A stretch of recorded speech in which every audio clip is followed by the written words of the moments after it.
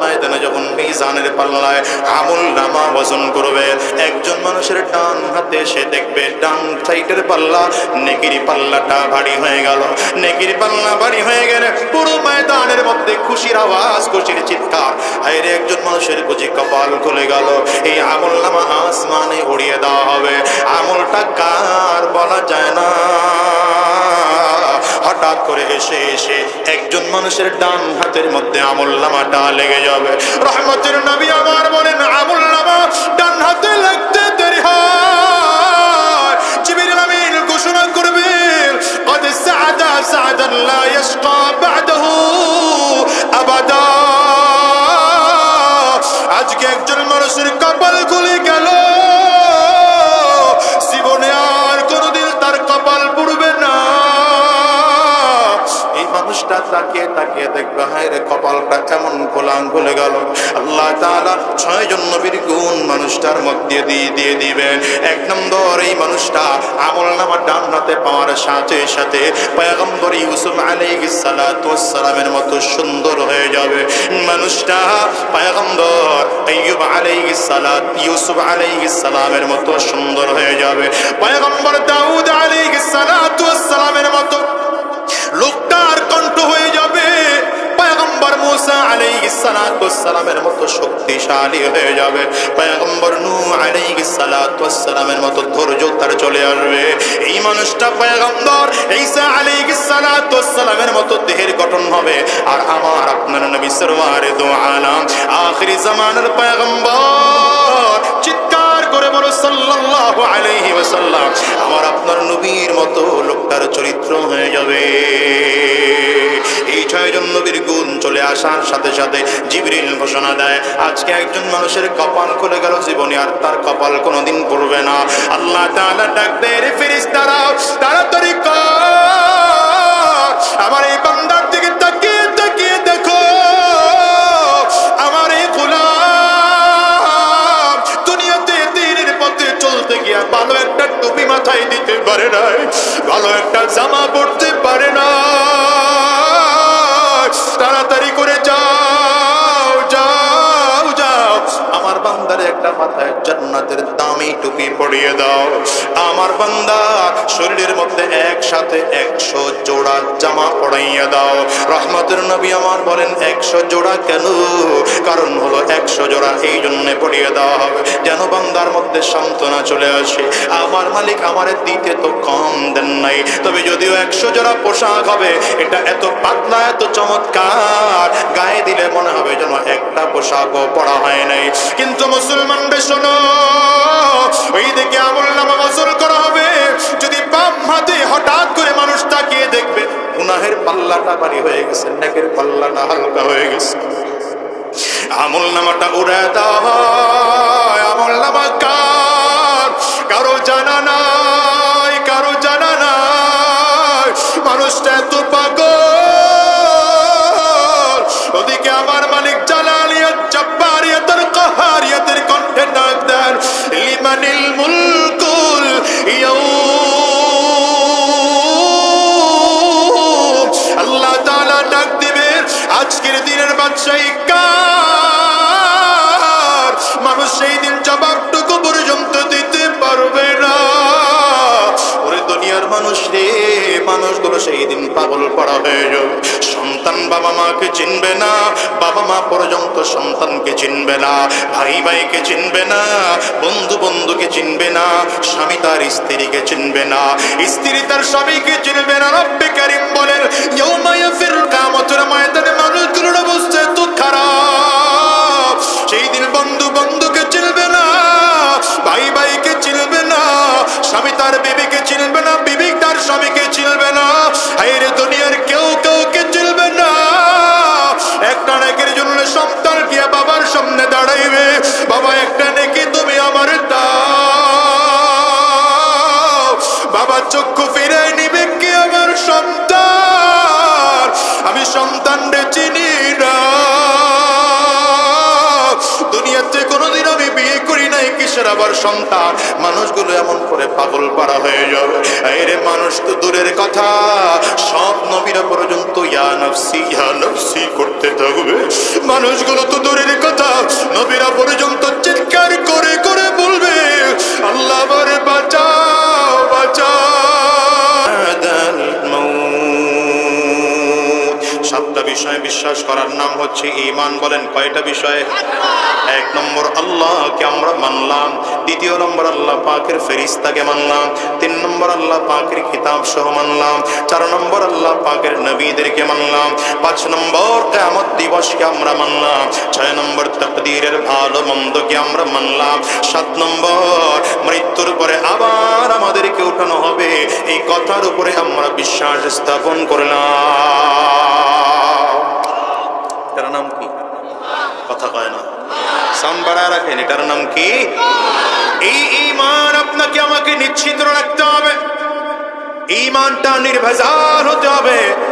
ঈমানটার মধ্যে ভেজাল থাকতে পারবে না, নির্ভেজাল হওয়া লাগবে। আপনি আমাদের এই নদীর পারে পারে পারে পারে আধা ঘন্টা ধরে জাল খেও দিলেন, 1 ঘন্টা ধরে মাছ ধরলেন, জাল ফালাইতেছেন, মাছ উঠাইতেছেন, কিন্তু যেই খারইর মধ্যে মাছ রাখতেছেন, খারইয়ের নিচে ছিদ্র আছে, খারইটা ভাঙা থাকবে, মাছ না সব পড়ে যাবে। ঈমান যদি কারো ভেজাল হয়, ঈমান যদি কারো ছিদ্রওয়ালা হয়, ঈমানের মধ্যে যদি কারো বিদআত থাকে, শিরিক থাকে, তাইলে তার জীবনের কোনো আমল আল্লাহ পাকের কাছে কবুল হবে না। নামাজ পড়ো কবুল হবে না, রোজা রাখো কবুল হবে না, হজ করো কবুল হবে না, যাকাত করো কবুল হবে না, যত যত ভালো আমল করো কবুল হবে না। এই জন্য ঈমানটা নিশ্চিদ্রওয়ালা ঈমান লাগবে, ঈমানটা নির্ভেজাল ঈমান লাগবে। এমন ঈমান যে ঈমানের মধ্যে কোনো ভেজাল থাকতে পারবে না, যে ঈমানের মধ্যে কোনো ত্রুটি থাকতে পারবে না, যে ঈমানের মধ্যে কোনো বিদআত থাকতে পারবে না, যে ঈমানের মধ্যে কোনো শিরিক থাকতে পারবে না। নির্ভেজাল ঈমান আনার পরে আল্লাহ বলেন, দ্বিতীয় নম্বর তোমাদেরকে গুণ অর্জন করতে হবে, ওয়া আমিলুস সালিহাত। শুধু ঈমান আনলেই কাজ হবে না, সাথে সাথে ভালো আমলও তোমাদের করা লাগবে। ব্যাপারটা কিছুটা এমন, আপনি বাংলাদেশ থেকে যে কোনো দেশের ভিসা যাবেন, সেই দেশের সরকার আপনাকে বলবে দুটো জিনিস আমার কাছে জমা দাও।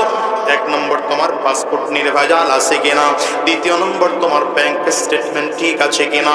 আল্লাহ বলেন, গোলাম রে, জান্নাতে যদি আসতে চাও দুইটা জিনিস লাগবে।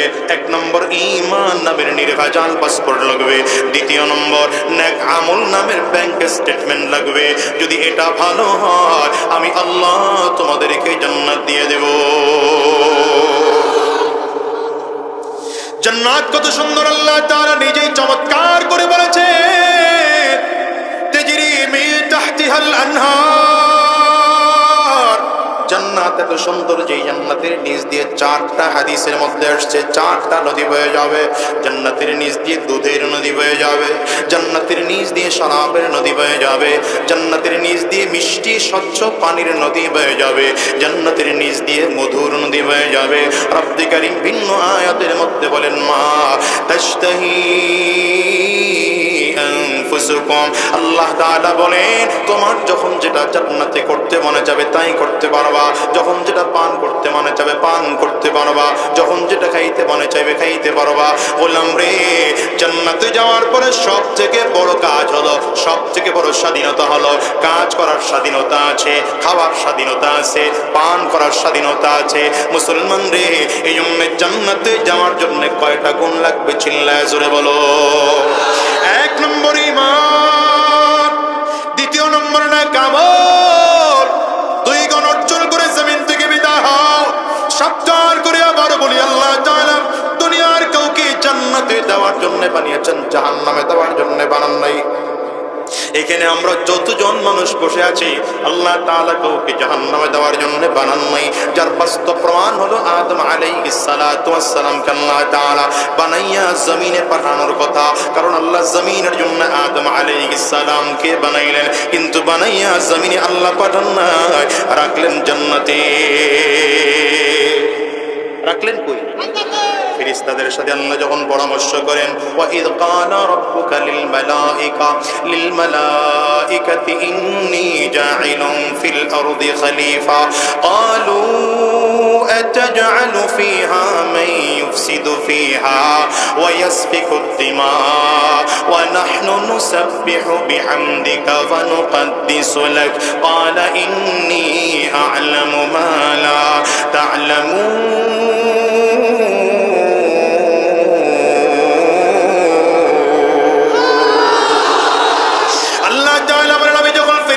সাথে পরামর্শ করলাম, এই ফেরেশতারা শোনো, দুনিয়াতে আমি একদল মানুষ বানাতে চাই, বনি আদম বানাতে চাই, একদল প্রতিনিধি বানাতে চাই। কোথায় বানাতে চান? দুনিয়ায়। বলেন কোথায়?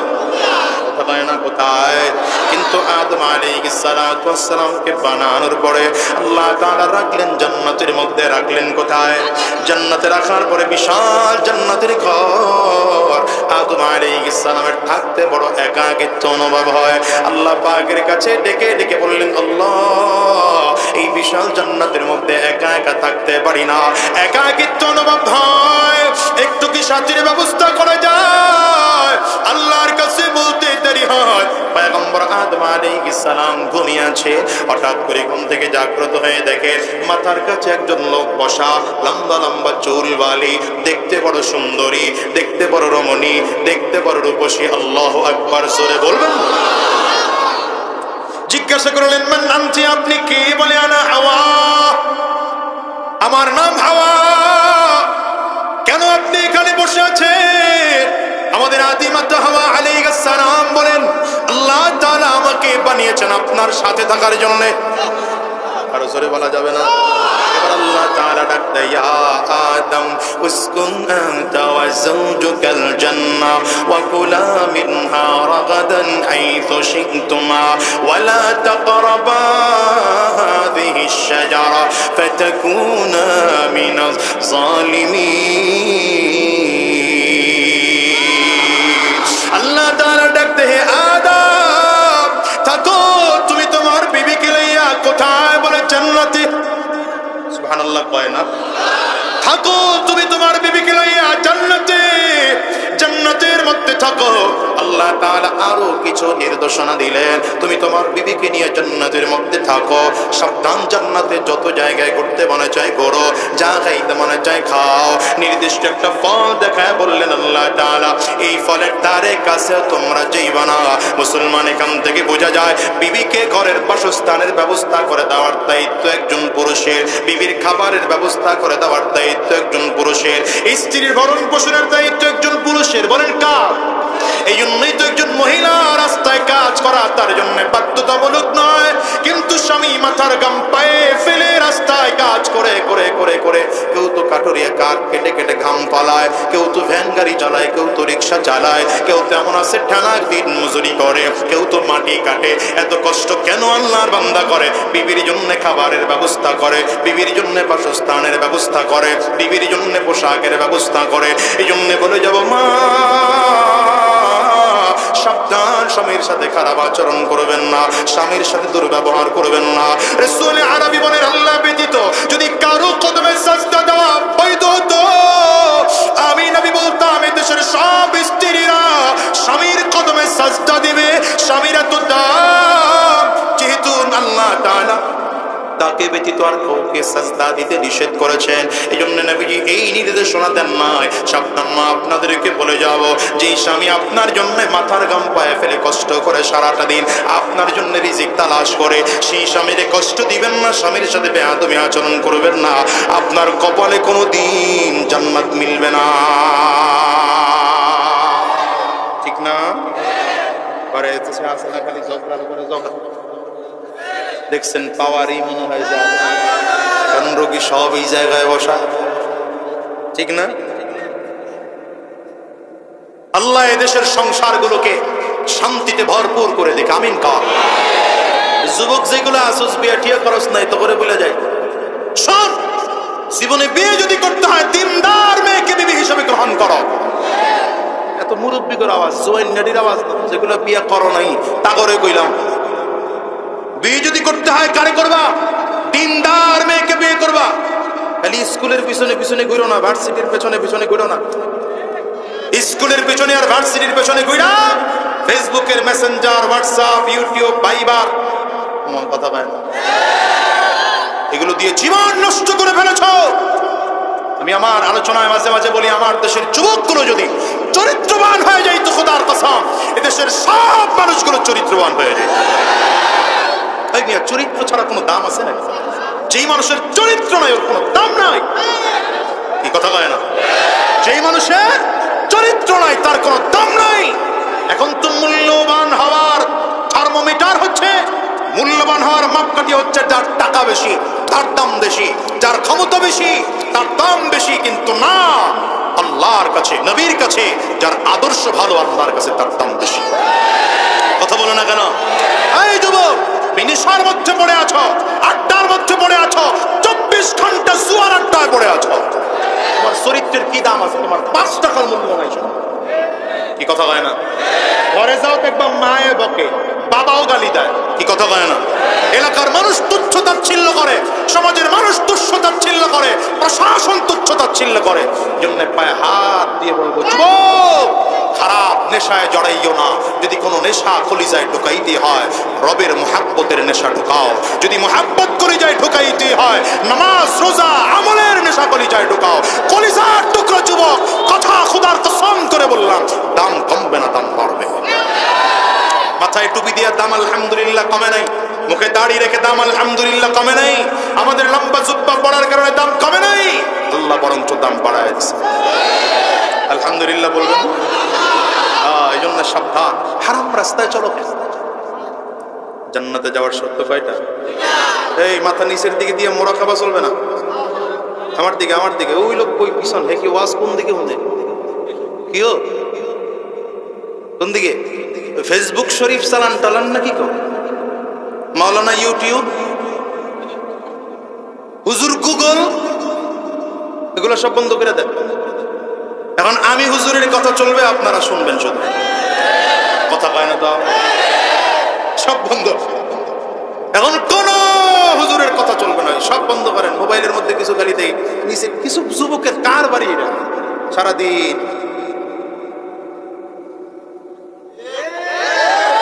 কি ঠেলে, ওর 14 গোষ্ঠীর মাথা ঠেলে, নিজেই বুঝে।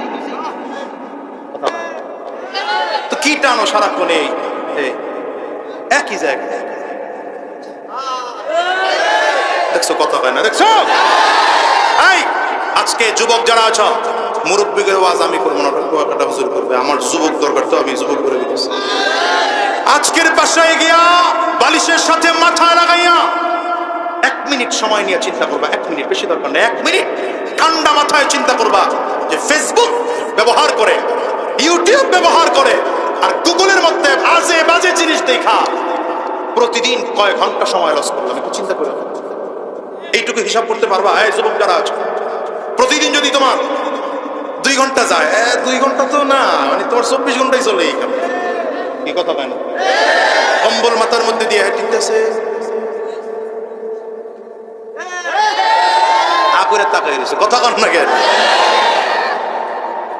মোটর সাইকেল চালায় এর মধ্যে এক হাতে মোবাইল, সাইকেল চালায় এর মধ্যে এক হাতে মোবাইল। এই আজকে মুসলমান, আল্লাহ তোমাকে ব্রেইন দিয়েছেন, বাসায় গিয়া 1 মিনিট চিন্তা করবা কয় ঘন্টা সময় নষ্ট করলাম মোবাইলের। ফেসবুক, গুগল আর ইউটিউব থেকে কয় ঘন্টা? প্রতিদিন যদি 2 ঘন্টা সময় নষ্ট করো, বলো সপ্তাহে কতদিন? সপ্তাহে 7 দিনে কতদিন, কত ঘন্টা গেল? 14 ঘন্টা। 2 ঘন্টা তো মোটেও না, তো স্টার্টিং করতেই শুরু। এই কথা হয়। 5 ঘন্টা যদি নষ্ট করো, 10 ঘন্টা যদি নষ্ট করো, তো চিন্তা করো তো সপ্তাহে কত ঘন্টা গেল, মাসে কত ঘন্টা গেল, বছরে কত ঘন্টা গেল, বা 30 বছর বয়সে কত সময় শুধু ফেসবুক টিপে নষ্ট করেছো। আরে হায়াত পায় কতক্ষণ মানুষ, বলো? আল্লাহ তাআলা তোমাকে সুযোগ দিয়েছিল, তুমি যদি চাইতা তাহলে প্রতি সেকেন্ডে আমল নামায় 1টা করে নেকি মিনিমাম লাগাইতে পারতা। ঘড়ি আছে হাতে, ঘড়ি আছে? আমার সাথে পড়েন, হিসাব দেখায় দিয়া যায়। প্রতি সেকেন্ডে আমল নামায় 1টা করে নেকি লেখাইতে পারে। কথা হয় না? আমার সাথে সুন্দর করে ঠান্ডা মাথায় পড়েন, সুবহানাল্লাহ। হয় না তো? জোরে বলেন সুবহানাল্লাহ। সুবহানাল্লাহ। কয় সেকেন্ড লাগলো বলেন? কয় সেকেন্ড লাগছে? না না, দেখেন নাই করি, দেখলে এত কম হইতো। মিনিমাম 2 সেকেন্ড লাগে। আমি হিসাব করার জন্য একটু বাড়াই বললাম 5 সেকেন্ড, এর বেশি তো আর লাগে না। কথা কয় না। যদি 5 সেকেন্ডও লাগে একবার সুবহানাল্লাহ বলতে, তাহলে আমল নামায় মিনিমাম 10টা নেকি লেখা হয়ে গেল। ওটা নাকি, তাহলে প্রতি সেকেন্ডে 2টা করে নাকি আমল নামায় লেখা হয়েছে। কথা কয় না। এবার যদি আপনি প্রতিদিন এমন করে আমল করতেন, বলেন প্রতি মিনিটে আপনার 60টা করে নেকি আমল নামায়, 60টা না 120টা করে আমল নামায় নেকি জমা হতো। আর সেকেন্ডে যদি একটা হয়, তাইলেও তো মিনিটে 60টা করে নেকি আমল নামায় হয়। হিসাব করো, ঘন্টায় কত নেকি আমল নামায় জমা হয়, দিনে কত নেকি আমল নামায় জমা হয়, সপ্তাহে কত নেকি আমল নামায় জমা হয়, মাসে কত নেকি আমল নামায় জমা হয়, বছরে কত নেকি আমল নামায় জমা হয়। কিয়ামতের ময়দানে উঠতা হাসতে হাসতে মালিকের জান্নাতে চলে যেত। হাসতে হাসতে।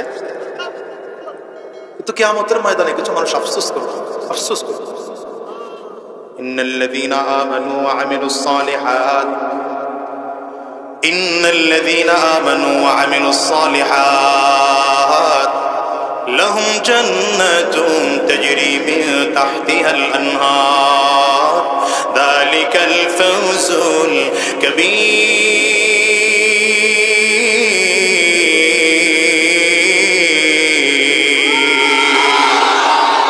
বললাম রে রব্বে কারীম বলেন 2টা গুণ যদি অর্জন করতে পারো, বলেন কয় গুণ? বারবার করে বলাই দিলের মধ্যে গেঁথে নেন কথা। 1 নম্বর গুণ হচ্ছে ঈমান, 2 নম্বর গুণ হচ্ছে নেক আমল।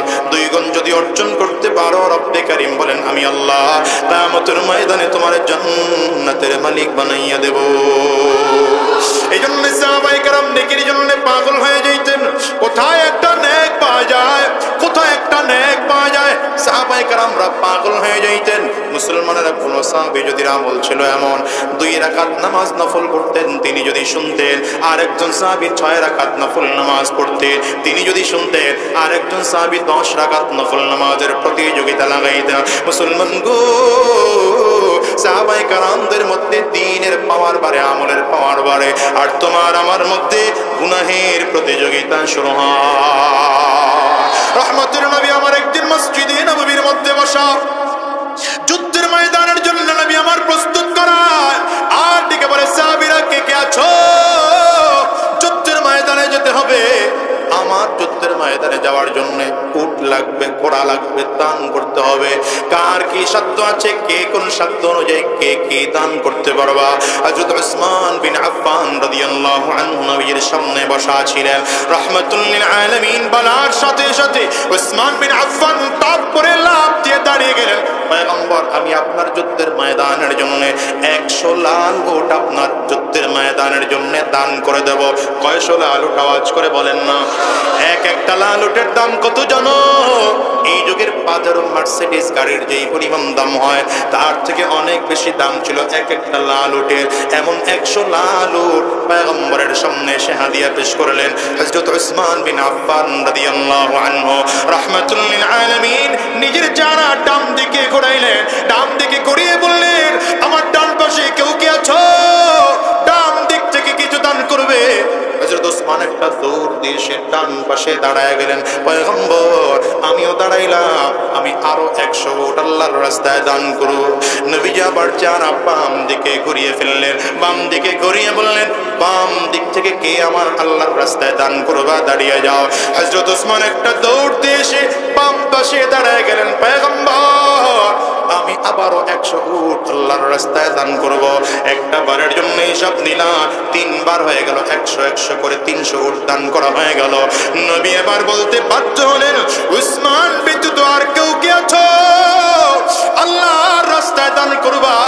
এই দুনিয়ার মুসলমানেরা সাহাবায়ে কেরাম নেকির জন্য এতটা পাগল হয়ে যাইতেন, এতটা পাগল হয়ে যাইতেন, কারণ দুনিয়ায় মানুষগুলো নেকির মূল্য বুঝে না। কিয়ামতের ময়দানে মানুষগুলো নেকির মূল্য বুঝবে। কিয়ামতের ময়দানে মানুষগুলো একটা নেকের জন্য পাগল পাড়া হয়ে যাবে। হাদিসের মধ্যে আসছে, মানুষগুলো যখন কিয়ামতের ময়দানে দাঁড়িয়ে থাকবে, মানুষগুলো তাকিয়ে তাকিয়ে দেখবে জমিনটা তামাম মানুষগুলো তাকিয়ে দেখবে সূর্যটা মাথার মুঠো মাথা উপরে দেখা যায়, মাথার মগজগুলো সূর্যের তাপে পাতের মারের মতো টকবক টকবক করে ফুটতেছে। মানুষগুলো তাকিয়ে দেখবে ডান দিক থেকে জাহান্নামের আগুন সামনের দিকে আগায়। মানুষগুলো তাকিয়ে দেখবে বাম দিক থেকে জাহান্নামের আগুন সামনের দিকে আগায়।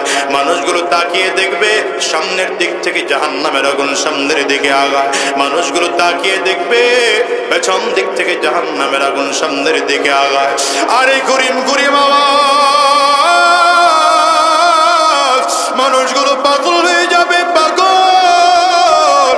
ওদিকে আমার আল্লাহ তাআলা মিজানের পাল্লায় আমলনামা ওজন শুরু করে দিবেন। মিজানের পাল্লায় আমলনামা যখন ওজন শুরু হয়ে যাবে, সব নবীরা পর্যন্ত ইয়া নাফসি বলতে থাকবে দুনিয়ার মানুষেরা। জানো যদি মিজানের পাল্লায় নেকের পাল্লাটা ভারী হয়ে যায়, ওই মানুষটার কপাল কত ভালো। আল্লাহ তাআলা কিয়ামতের ময়দানে যখন মিজানের পাল্লায় আমলনামা ওজন করবে, একজন মানুষের ডান হাতে সে দেখবে ডান সাইডের পাল্লা নেকির পাল্লাটা ভারী হয়ে গেল। নেকির পাল্লা ভারী হয়ে গেলে পুরো ময়দানের মধ্যে খুশির আওয়াজ, খুশির চিৎকার। হায়রে একজন মানুষের বুঝি কপাল খুলে গেল। এই আমলনামা আসমানে উড়িয়ে দেওয়া হবে। আমলটা কার বলা যায় না। হঠাৎ করে এসে এসে একজন মানুষের ডান হাতের মধ্যে আমলনামাটা লেগে যাবে।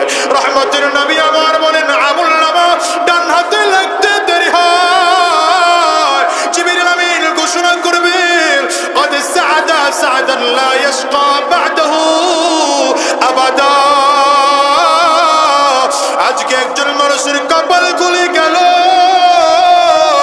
জীবনে আর কোনোদিন তার কপাল পুড়বে না। মানুষটা তাকিয়ে তাকিয়ে দেখবে হায়রে কপালটা কেমন খোলাং খুলে গেল। আল্লাহ তাআলা 6 জন নবীর গুণ মানুষটার মধ্যে দিয়ে দিবেন। এক নম্বর, এই মানুষটা আমলনামা ডান হাতে পাওয়ার সাথে সাথে পয়গম্বর ইউসুফ আলাইহিস সালাতু ওয়াস সালামের মতো সুন্দর হয়ে যাবে। মানুষটা পয়গম্বর আইয়ুব ইউসুফ আলাইহিস সালামের মতো সুন্দর হয়ে যাবে। পয়গম্বর দাউদ আলাইহিস সালাতু ওয়াস সালামের মতো লোকটার কণ্ঠ হয়ে যাবে। পয়গম্বর মুসা আলাইহিস সালাতু ওয়াস সালামের মতো শক্তিশালী হয়ে যাবে। পয়গম্বর নূহ আলাইহিস সালাতু ওয়াস সালামের মতো ধৈর্য তার চলে আসবে। এই মানুষটা পয়গম্বর ঈসা আলাইহিস সালাতু ওয়াস সালামের মতো দেহের গঠন হবে। আর আমার আপনার নবী সরওয়ারে দো আলাম আখিরি জামানার পয়গম্বর, চিৎকার করে বলো সাল্লাল্লাহু আলাইহি ওয়াসাল্লাম, আমার আপনার নবীর মতো লোকটার চরিত্র হয়ে যাবে। এই 6 জন নবীর গুণ চলে আসার সাথে সাথে জিবরিল ঘোষণা দেয় আজকে একজন মানুষের কপাল খুলে গেল, জীবনে আর তার কপাল কোনোদিন পড়বে না। আল্লাহ তাআলা ডাক দেয়, রে ফেরেশতারা তাড়াতাড়ি কর, আমার এই বান্দার দিকে তাকিয়ে তাকিয়ে দেখো। আমার এই গোলাম দুনিয়াতে দ্বীনের পথে চলতে গিয়া ভালো একটা টুপি মাথায় দিতে পারে না, ভালো একটা জামা পরতে পারে না। তাড়াতাড়ি করে যাও যাও যাও, আমার বান্দার একটা মাথায় জান্নাতের দামি টুপি পরিয়ে দাও।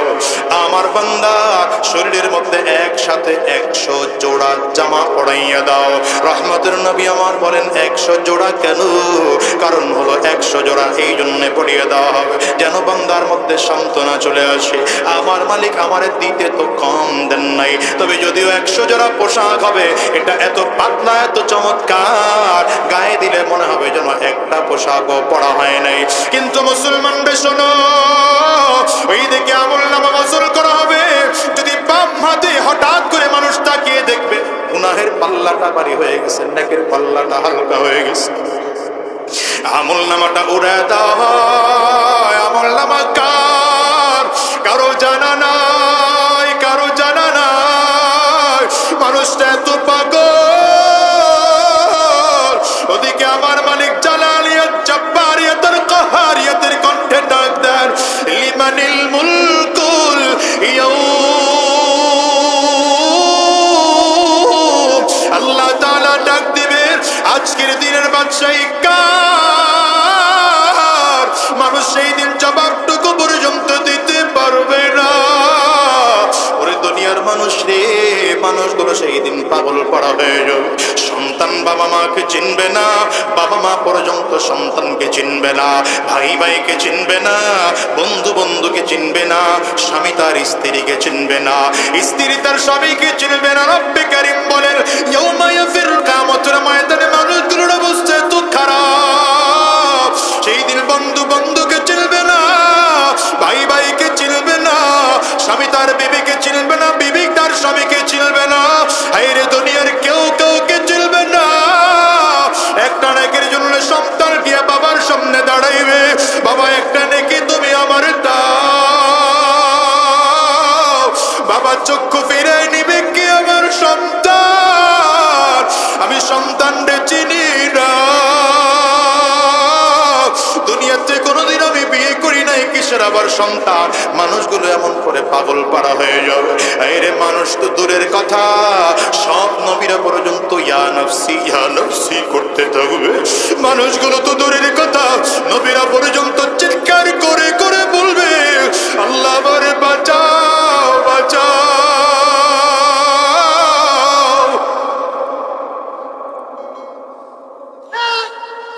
যুবকরে পারলে চোখের পানিগুলো ফেলে কাঁদো, যদি কান্না না আসে কান্নার ভান ধরো, আর ডানে বামে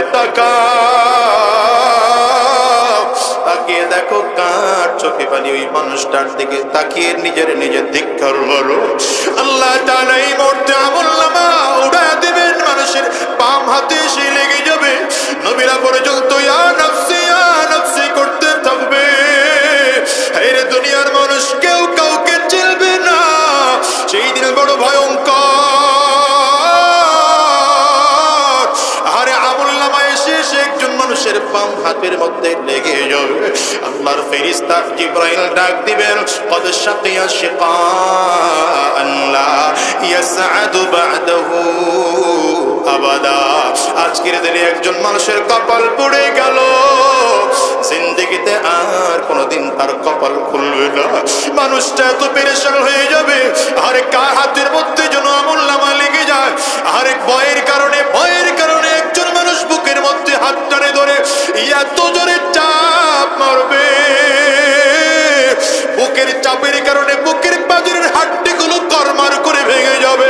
আল্লাহ তাআলা ফেরেশতাদেরকে বলবে ওর হাতটা ধরে জোরে ধাক্কা মার, হাতটা ধাক্কা মারলে পেছনের হাড্ডি মেরুদণ্ড ভাঙিয়া হাতটা পেছনের দিক থেকে বের হয়ে যাবে।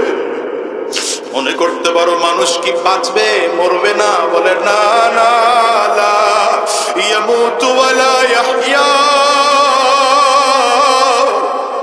জাহান্নামী মানুষগুলো বাঁচবেও না, মরবেও না, মতো বাঁচতে পারবেও না, ঠিক মতো মরতেও পারবে না। আমলনামা যখন পিছনের রাস্তায় বের করে দেওয়া হবে, আল্লাহ তাআলা বলবে ওর আমলনামাটা এবার বাম হাতের মধ্যে দিয়ে দে। হাতটা পেছনে আমলনামা দিয়ে দেওয়া হলো, এবার আমার মালিক বলবেন ইকরা কিতাবাক কাফা বিনাফসিকাল ইয়াওমা আলাইকা হাসিবা। আল্লাহ আল্লাহ, এবার আমার মালিক বলবেন গোলাম রে এবার তোর আমলনামা তুই নিজেই পড়ে পড়ে দেখ তোর কি শাস্তি হওয়া দরকার। ফেরেশতারা বলবেন আল্লাহ এই বান্দা কেমনে পড়বে, ওর হাত তো পেছনে, আমলনামা পেছনে, চোখ দুইটা সামনে, এই বান্দা পড়তে পারবে না। আল্লাহ বলবেন ওর ঘাটটারে মুসর দিয়ে পেছনে নিয়ে দে। ফেরেশতারা ঘাটটারে মোচড় দিয়ে এত জোরে পেছন দিকে নিয়ে দেবে, আর ঘাড়ের রগগুলো টাস টাস টাস টাস করে ভেঙে যাবে। এই বান্দা আমলনামা পড়বে আর চিৎকার করে করে কাঁদবে, মা আগনা আন্নি মালিয়া হালাকা আন্নি সুলতানিয়া লা ইউগাদিরু সগীরাতান ওয়ালা কাবীরাতান ইল্লা আহসাহা ওয়া ওয়াজাদু মা আমিলু হাদিরা। ওরে দুনিয়ার যুবক, আমলনামা যখন বাম হাতে দিয়ে পড়তে বলা হয়, বান্দা চিৎকার করবে আর বলবে কোথায় আমার সম্পদ, কোথায় আমার সম্মান, কোথায় আমার ক্ষমতা, কোথায় আমার বাড়ি, কোথায় আমার গাড়ি। আজকে আমার বাদশাহীও কোনো কাজে লাগলো না, আজকে আমার ক্ষমতাও কোনো কাজে লাগলো না। ওরে দুনিয়ার বাজার, আমল নামা এমন করে বাম হাতে দেওয়ার সাথে সাথে আমার মালিক বলবেন সারাফিলুহুম মিন কদরান, ফেরেশতারা এই জাহান্নামীটারে জাহান্নামের পোশাক পরাইয়া দে। আল্লাহ তাআলার বলতে দেরি হয়, কোরআনে আসছে তখন জাহান্নামের পায়জামা পরাইয়া দেওয়া হবে। পায়জামাটা হবে আগুনের পায়জামা। এত ভয়ঙ্কর, এত ভয়ঙ্কর। জাহান্নামের পায়জামার আগুনের তাপে পুরো শরীরের গোশতগুলো সিদ্ধ হয়ে যাবে, কলিজাটা পর্যন্ত সিদ্ধ হয়ে যাবে। আমার মালিক বলবেন আমার আগুনের জুতা পরাইয়া দে। আগুনের জুতা পরাইয়া দেওয়া হবে। এই আগুনের এত তাপ, আগুনের তাপের কারণে মাথার মগজগুলো টকবক করে করে ফুটতে থাকবে। আল্লাহ আমাদেরকে বাঁচায় দাও, আরে আল্লাহ আমাদেরকে হেফাজত করো। বান্দার আমল নামা এখন বান্দার মাথার মধ্যে জাহান্নামের টুপি পড়াইয়া দাও। ও যুবকরে, সহ্য করতে কি পারবা বলো? যদি সহ্য করতে না পারো, চোখে যদি পানি না আসে, কান্নার বান্দরে জোর করে করে কাঁদো, আর আমার মালিকরে চিৎকার করে ডাকো আর বলো আল্লাহ,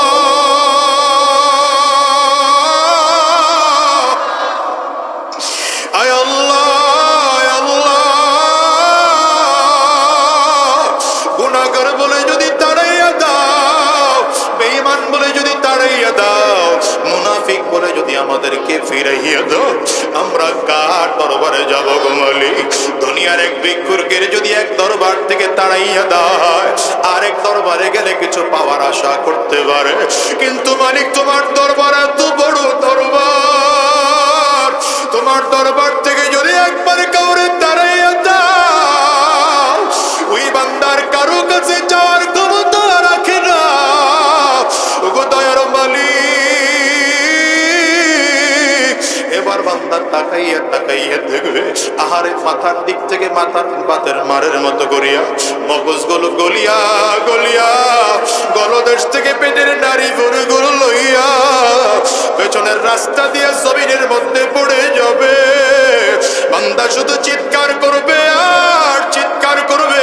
এই জন্য বলে যাই রে যুবক, শয়তান তোমার আমার সামনে গুনাহটাকে বড় সাজাইয়া সাজাইয়া উপস্থাপন করে, আহারে গুনাহটা মজা দিয়া তোমার আমার সামনে উপস্থাপন করে। সাবধান, গুনাহের মজা পাইয়া গুনাহ করতে যাইও না, গুনাহের স্বাদ পাইয়া গুনাহ করতে যাইও না। সামনে ভয়ঙ্কর ওই আযাব, কয়দিন বাঁচবাই